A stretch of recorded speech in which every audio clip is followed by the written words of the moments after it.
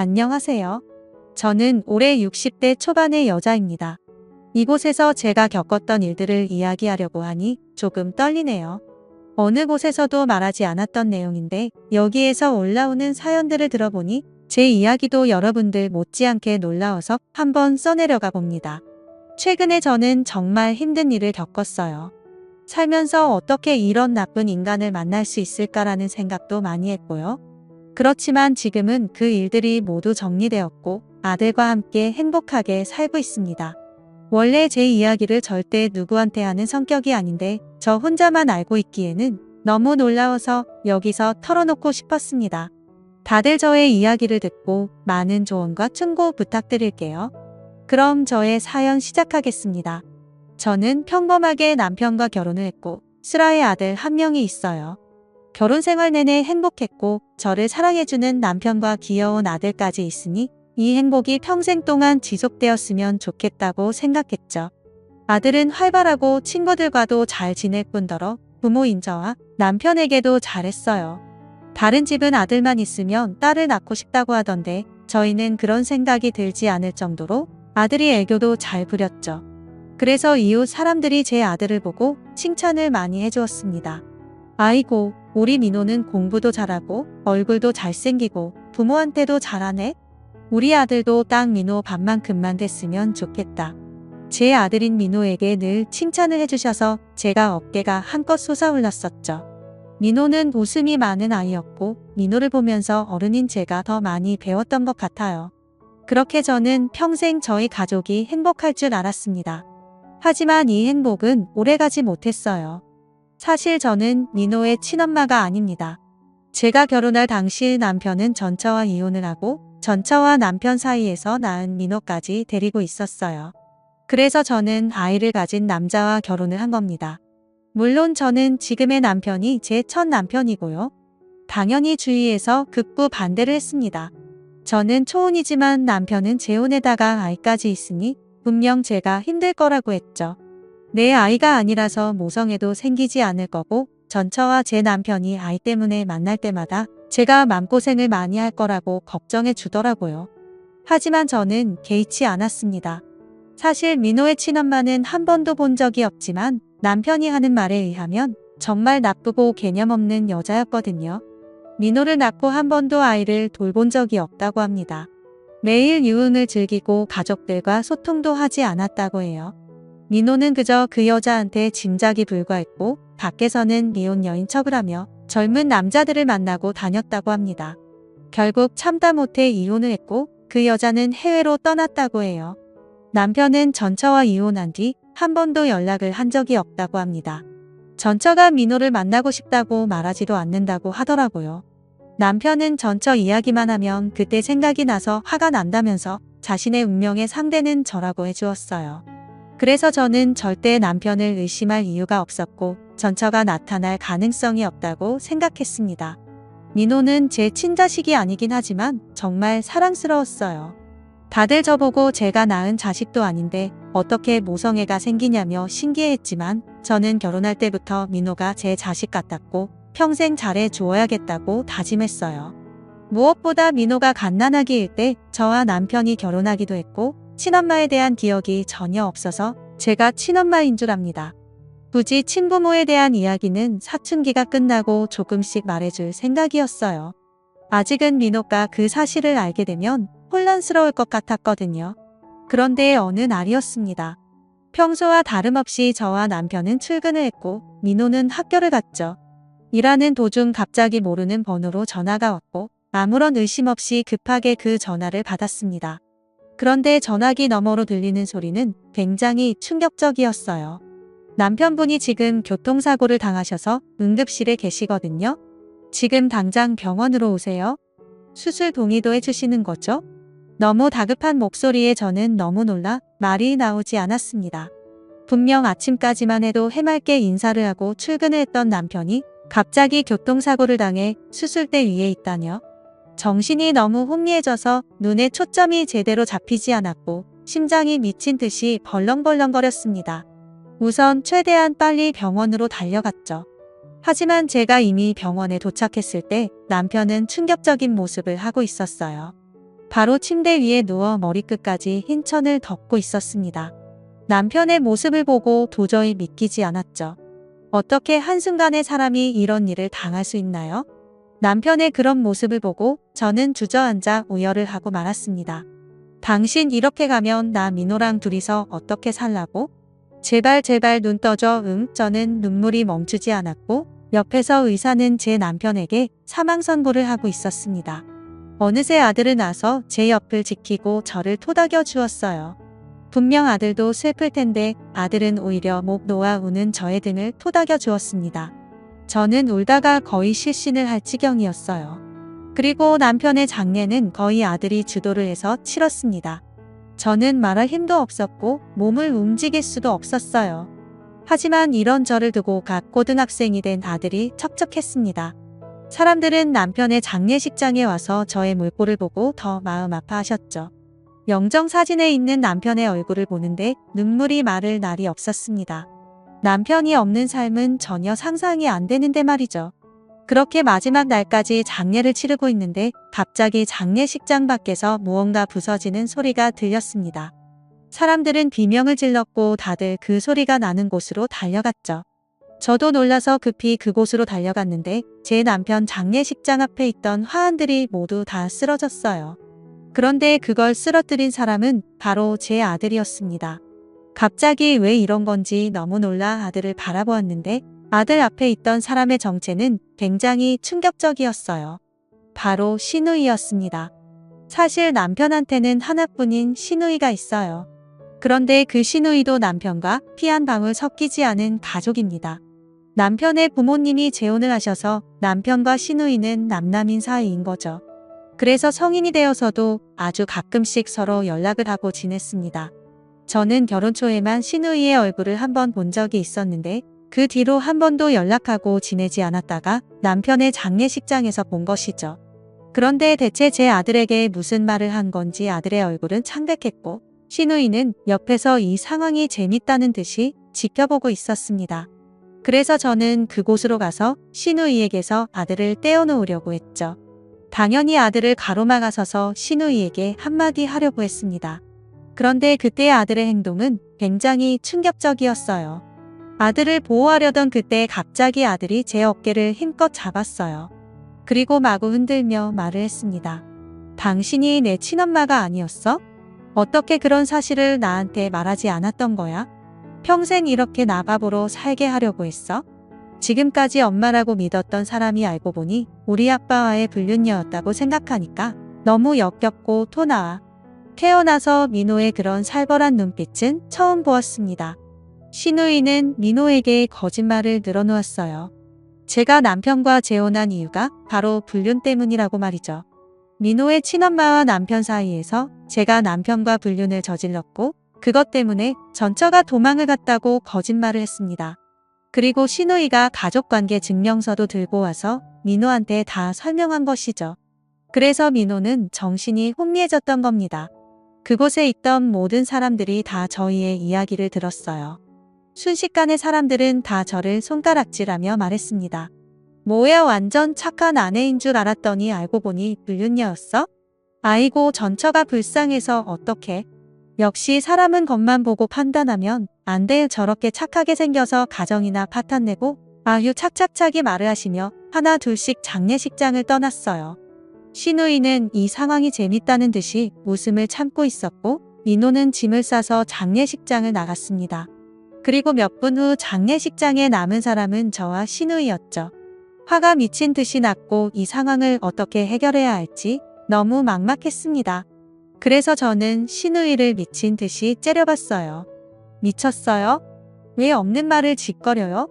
평생 연락 한 번 없다가 지금에서야 찾아와서 이렇게 거짓말하는 이유가 뭔데요? 당장 민호한테 가서 거짓말이었다고 말해요. 하하 언니도 진짜 웃기다. 내가 지금 가서 사람들한테 제가 거짓말했다고 말할 것 같아요?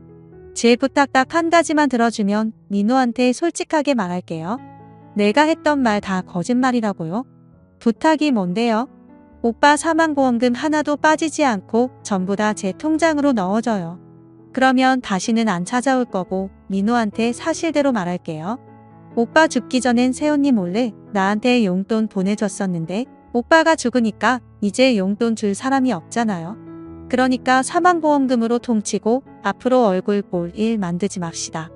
신우의 그런 뻔뻔한 말을 듣는데 얼마나 치가 떨렸는지 몰라요. 너무 소름 끼쳤고 돈에 환장한 저 여자를 보는데 혐오스러울 정도였습니다. 어쩔 수 없이 저는 눈물을 머금고 남편의 사망보험금을 신우에게 보냈어요. 정말 한 푼도 남기지 않고 모조리 말이죠. 그리고 민호한테 솔직하게 다시 말해달라고 했어요. 신우애는 끝까지 알겠다고 했지만 결국 약속을 지키지 않았습니다. 제가 돈을 보내고 며칠 뒤 바로 해외로 도망을 갔거든요. 그래서 민호는 끝까지 저에 대한 오해는 풀지 못했습니다. 정말 눈물이 미친 듯이 났어요. 제가 아무리 불륜이 아니었다고 해도 민호가 제 말을 들을 리가 있나요? 솔직히 친엄마가 아닌 건 맞았지만 그것 빼고 신우이가 한 말은 전부 다 거짓말이었습니다. 너무 억울하고 한순간에 가정을 파탄낸 불륜녀가 되어버렸죠. 민호는 그날 이후로 학교도 잘 나가지 않았고 열심히 하던 공부도 손에 놓았어요. 학교에서 사고도 쳐서 자주 불려갔습니다.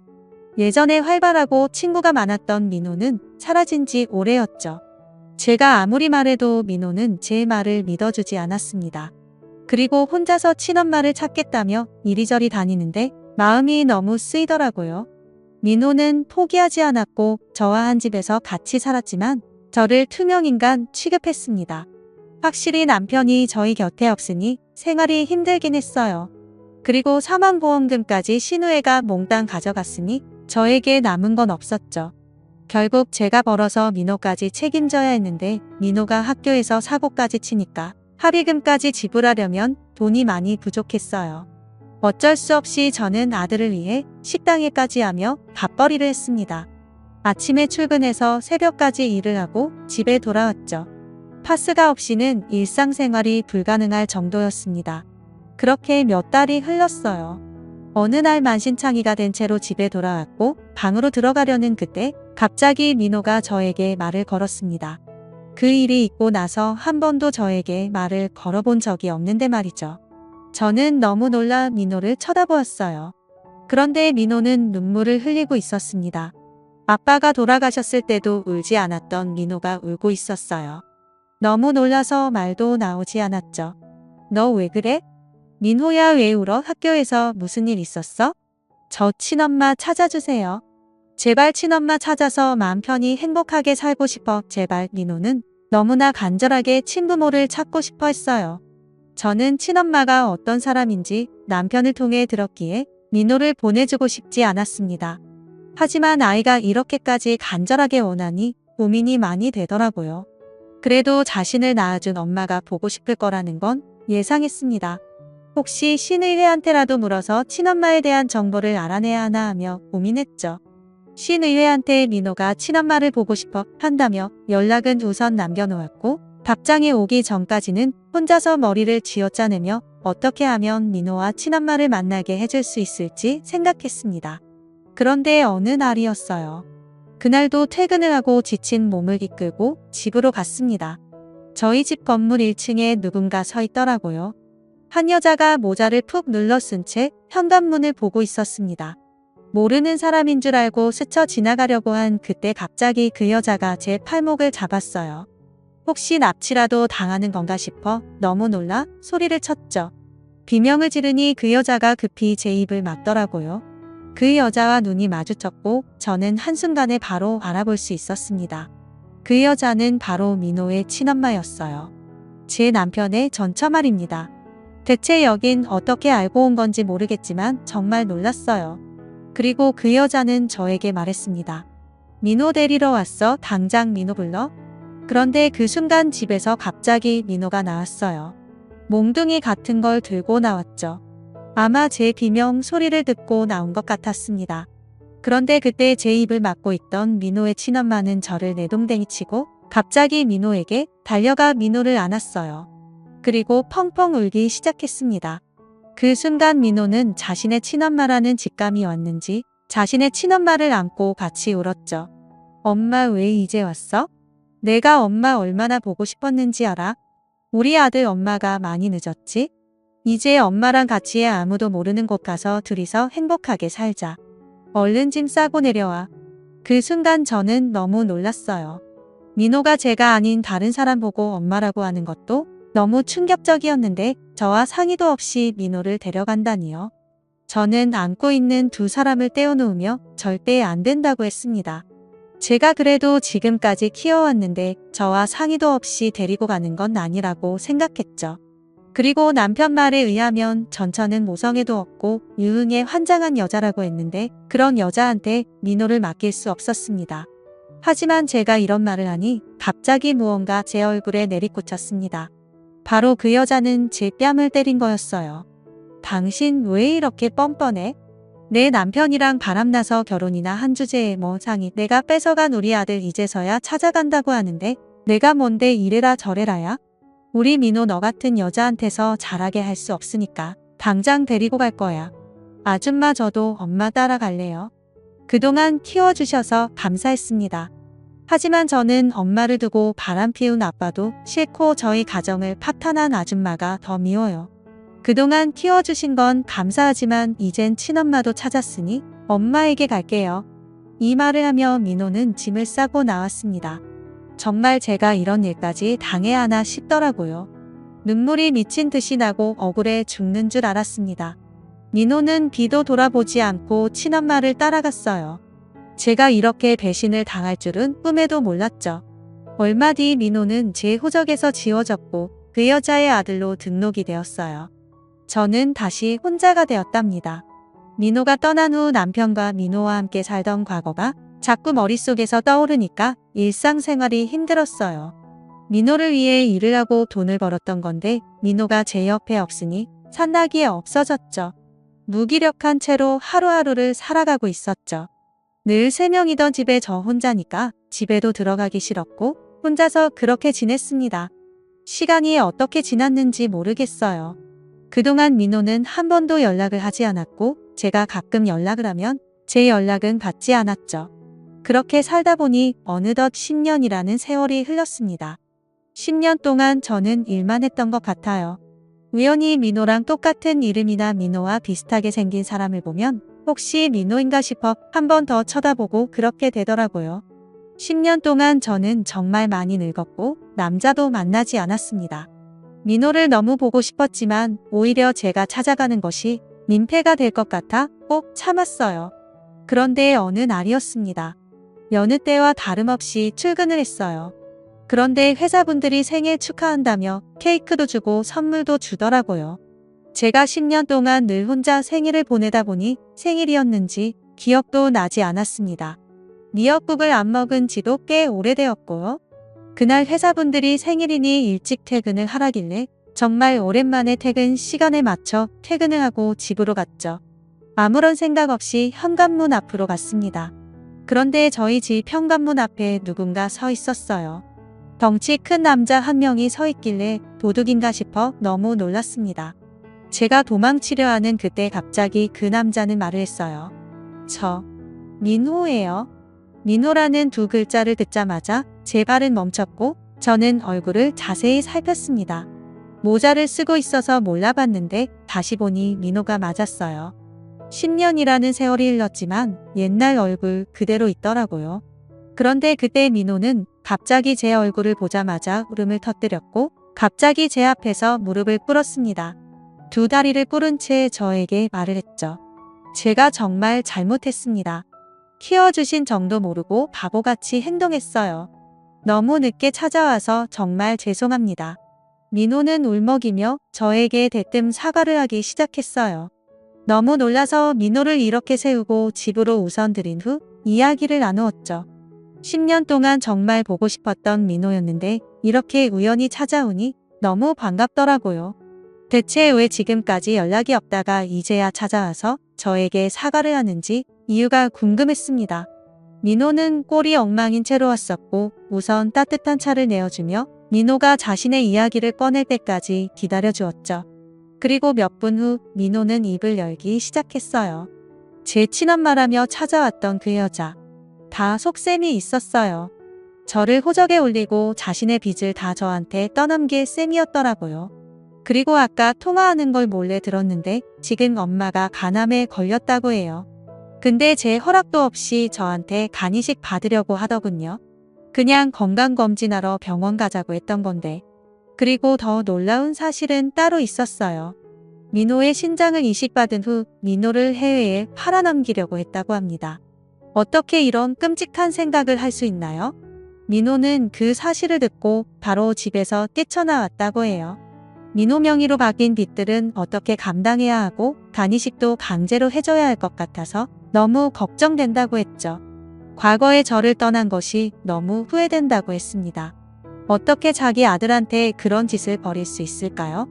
민호의 친엄마는 모성애라고는 하나도 없었고 그저 이용할 목적으로 민호를 찾아와 연기를 해가며 민호를 자신의 호적에 등록한 겁니다. 그 여자의 속셈에 너무 소름이 끼쳤어요. 민호가 이런 상황에 처했다고 하니 제가 더 화가 나더라고요. 그리고 저는 민호를 그 집에서 구출해내 주기로 했죠. 민호는 사실 그동안 제가 민호한테 연락했던 걸 다 알고 있었는데 친엄마가 답장을 못하게 막았다고 합니다. 그리고 집 밖에서 한 발자국도 못 나가게 했다고 해요. 정말 무서운 사람이었습니다. 그리고 그때 민호에게서 연락이 왔습니다. 민호에게서 당장 집으로 전화를 하라는 연락이었죠. 민호는 겁을 먹은 채 제 집 전화로 자신의 친엄마한테 연락했습니다. 어머, 우리 아들 어디야? 엄마가 나가지 말라고 했는데 몰래 나갔네? 오늘 너 저녁밥 없다. 그리고 우리 오늘 건강검진하러 병원 가기로 했잖아. 언제 집에 올 거야? 그 목소리를 듣는데 소름이 끼쳤죠. 민호는 손이 덜덜 떨리고 있었고 무서웠는지 눈에 눈물도 맺혔습니다. 그리고 저도 모르게 그 전화를 낚아챘어요. 야, 이 미친 사람아, 민호 내가 데리고 있으니까 앞으로 다시는 민호 볼 생각하지 마. 뭐? 간이식? 너 같은 계집애들은 죄를 짓고 살아서 안 걸리면서 벌 받는 거야?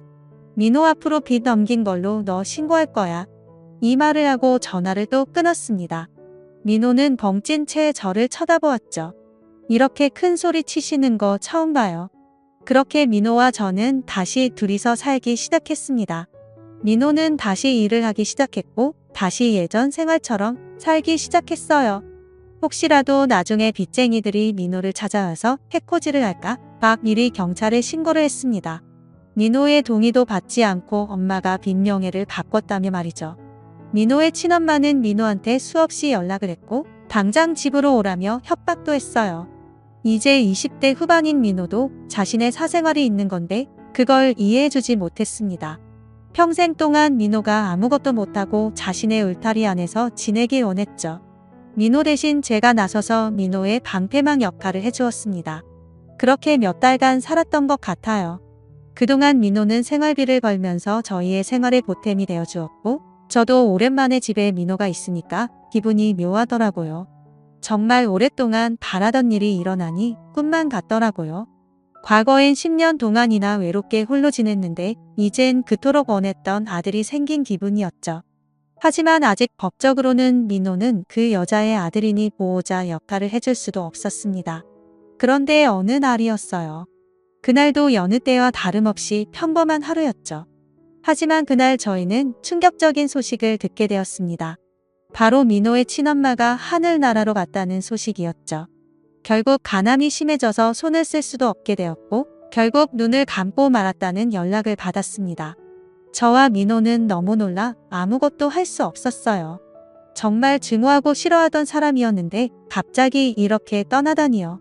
그리고 그 여자가 죽으면 정말 모든 빚이 다 민호한테 전해지는데 말입니다. 장례식장에 가야 할지 말아야 할지도 엄청나게 고민을 했지만 그래도 가야 한다고 생각했어요. 그래서 저와 민호는 그 여자의 장례식장으로 갔습니다. 민호는 자신의 친엄마가 돌아가셨다고 하니 많이 힘들어 보였어요. 장례식장에 가서도 눈에 초점이 없었고 제가 많이 부축해 주었습니다. 그런데 장례식장에서 상주복을 입고 있는 뜻밖의 인물을 보고 말았어요. 저와 민호는 그 여자를 보고 두 눈이 휘둥그레졌죠. 그 사람은 민호의 친엄마의 영정사진 앞에서 오열을 하고 있었습니다. 바로 신우이였어요. 저에게 남편의 사망보험금을 빼앗고 민호한테 거짓말을 한 뒤 해외로 도망간 신우이였습니다. 그렇게 찾으려고 해도 못 찾았는데 왜 민호 친엄마의 장례식장에 와 있는지 이해가 되지 않았죠. 신우이와 민호의 친엄마가 대체 무슨 사이인 건지 납득이 되지 않았습니다. 저와 민호는 신우이의 옆에 갔죠. 그런데 신우이는 저와 민호를 보자마자 달려들었고 냅다 민호의 멱살을 잡으며 말했습니다. 야, 네가 여기가 어디라고 와? 네가 간이식만 해줬어도 우리 언니 안 죽었어. 우리 언니 죽인 사람 바로 너야? 아니, 언니라니요? 어떻게 세상에 이런 일이 일어날 수 있나요? 미친 듯이 혼란스러웠습니다. 장례식장은 난장판이 되었고 사람들이 말리다 못해 결국 경찰까지 불렀어요. 그리고 저희 3명은 경찰서로 와서 조사를 받게 되었죠. 대체 신우이와 민호의 친엄마가 무슨 사이길래 언니라고 하는지 궁금했습니다. 그래도 경찰서 가기 전까지는 저와 재혼하기 전까지는 자신의 새언니였으니까 둘 사이가 돈독해서 그런 줄 알았어요. 그런데 경찰서 가서 신우이의 가족관계 증명서를 보는데 기겁을 하고 말았습니다. 바로 신우이와 민호의 친엄마는 자매 사이였거든요. 남편과 신우이가 전혀 남남 사이인 건 알았지만 이렇게까지 꼬였을 줄은 꿈에도 몰랐습니다. 그리고 두 사람은 계획적으로 사기를 치고 다니고 둘이서 번갈아 가며 해외로 도망을 다녔던 거죠. 신우이가 저한테 빼앗아간 남편의 사망보험금도 전부 둘이서 계획한 일이었다고 합니다. 정말 말도 안 되는 소리였죠. 두 사람이 단순히 친한 사이도 아니고 자매 사이라니요. 경찰들도 이렇게 가족 단위로 사기를 치고 다니는 사람은 처음이라고 합니다. 그런데 신우이는 경찰서에 와서도 정신을 차리지 못했고 자기 언니 살려내라며 펑펑 울었죠. 저와 민호가 그 두 사람에게 당했던 모든 일들이 다 계획적이었다고 생각하니까 화가 미친 듯이 나더라고요. 그래서 저희는 신우이를 고소했고 법대로 하기로 했습니다. 뿐만 아니라 민호를 저의 아들로 다시 입양을 하기로 했죠. 그리고 죽기 전 민호 앞으로 빈명예를 바꾸어 놓은 것도 다 신우이 명의로 바꾸었습니다. 친엄마가 자신의 자식한테 이럴 순 없잖아요. 엄마 같지도 않은 사람이었습니다. 그리고 모든 상황이 다 종료된 후 저희는 앞으로 새 출발을 하기로 했어요. 과거에 있었던 일들은 다 잊고 다시 둘이서 행복하게 살기로 했습니다. 이 상황에 남편이 있었다면 얼마나 좋을까요? 저와 민호를 괴롭히고 못살게 굴었던 사람들이 알고 보니 자매라고 하시면 믿어지시나요? 저는 아직도 저와 민호가 겪었던 일들만 생각하면 소름이 끼칩니다. 둘은 절대 자매가 아닌 척 경기를 해왔던 거니 말이죠. 아무튼 민호와 저는 요즘 행복하게 살고 있어요. 민호는 다시 성격도 예전처럼 활발해졌고 저보고 다시 엄마라고 불러줍니다. 무엇보다 일자리도 구했고 정말 성실하고 싹싹한 아들이에요. 민호와 남편 없이 10년을 살았는데 절대 다시는 그때로 돌아가고 싶지 않아요. 지금 민호와 같이 행복하게 사는 이 순간이 너무 좋습니다. 다들 저의 이야기를 들으시고 많은 조언과 충고 부탁드려요. 저처럼 가족들한테 뒤통수 당하는 일 없었으면 좋겠습니다. 저의 이야기는 여기까지예요. 들어주셔서 감사합니다.